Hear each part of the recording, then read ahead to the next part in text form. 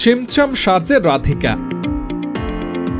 Net মাধ্যম হোক কিংবা বিটাউন, ভারতের সর্বত্র এখন একটাই চর্চা, আর সেটি হলো আম্বানিদের বাড়ির বিয়ে। অনন্ত রাধিকার বিয়ের তারিখ যতই এগিয়ে আসছে ততই যেন চর্চা বেড়েই চলেছে। আর এবার চর্চার কেন্দ্রবিন্দুতে আম্বানি বাড়ির হবু বউ রাধিকার গায়ে হলুদের সাজ। সম্প্রতি মুম্বাইয়ে মুকেশ এবং নীতা আম্বানির প্রাসাদ এন্টিলিয়াতে সম্পন্ন হয়েছে অনন্ত রাধিকার গায়ে হলুদের অনুষ্ঠান, যেখান থেকে নেট দুনিয়ায় ভাইরাল হয়েছে রাধিকা মার্চেন্টের বেশ কিছু ছবি, যেখানে রাধিকার সাজ দেখে চোখ ফেরাতে পারছেন না নেটিজেনরা। উজ্জ্বল হলুদ রঙের লেহেঙ্গা পরে হাসি মুখে বসে আছেন নববধূ, ওড়না ফেলা গায়ে। সূক্ষ্ম সেই ওড়না রাশি রাশি ফুল দিয়ে তৈরি, যেন সূর্য রশ্মি, তাতে ফুলের সুরভি। কিন্তু সূর্যের মতো উজ্জ্বল আবার ফুলের মতো স্নিগ্ধ রাধিকার এই সাজের নেপথ্যে কে জানেন কি?